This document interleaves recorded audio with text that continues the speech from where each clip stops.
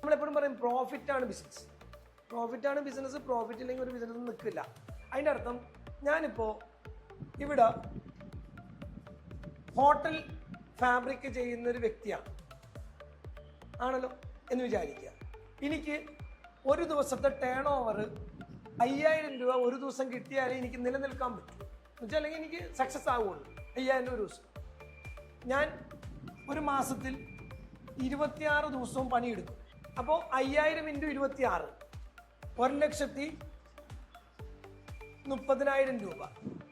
1,30,000 രൂപയാണ് 5000 രൂപ വെച്ച് ഡെയിലി ബിസിനസ് ചെയ്യുന്ന എനിക്ക് ഒരു മാസം കിട്ടാൻ പോകുന്ന ടേൺ ഓവർ 1,30,000 രൂപയാണ്. അങ്ങനെ വരുമ്പോൾ എൻ്റെ ടാർഗറ്റ് 1,30,000 മന്ത്ലി 26 ഡേയ്സ് ഡെയിലി 5000 രൂപ. ഇതാണല്ലോ എൻ്റെ ഒരു കോമൺ പേഴ്സൺ എന്നുള്ള ടാർഗറ്റ്. ഇനി നമുക്ക് ഇവിടുത്തെ എംപ്ലോയ്മെൻറ്റിനെ നോക്കാം. എംപ്ലോയ്മെൻറ്റ് എന്ന് വെച്ചാൽ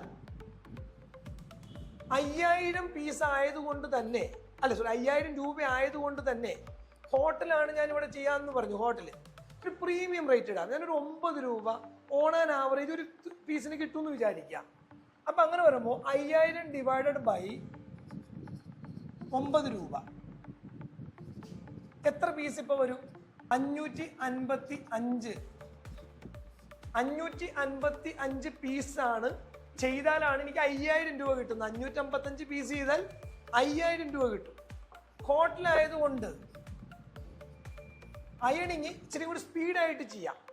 ഞാൻ 5 സ്റ്റാർ അല്ല, 4 സ്റ്റാർ അല്ല, ഒരു 3 സ്റ്റാറും 2 സ്റ്റാറും കാറ്റഗറിയാണ്. എനിക്ക് സെമി അയൺ മതി, അത്ര വലിയ അയണിങ് ഒന്നും നോക്കണ്ട എനിക്ക്. അപ്പോൾ ഒരു മനുഷ്യൻ്റെ അയണിങ് മാനുവൽ സ്റ്റീം അയൺ ടേബിളിലോ ഇലക്ട്രിക്കൽ അയൺ ബോക്സിലോ ചെയ്യുന്ന ഒരു മനുഷ്യൻ്റെ സ്പീഡ് ഒരു ദിവസം 8 മണിക്കൂർ ജോലി ചെയ്താൽ നല്ല ഫിനിഷിങ് ചെയ്യുന്ന ഒരാളുടെ സ്പീഡ് ഒരു 90 പീസൊക്കെ, അല്ലെങ്കിൽ 100 പീസ്.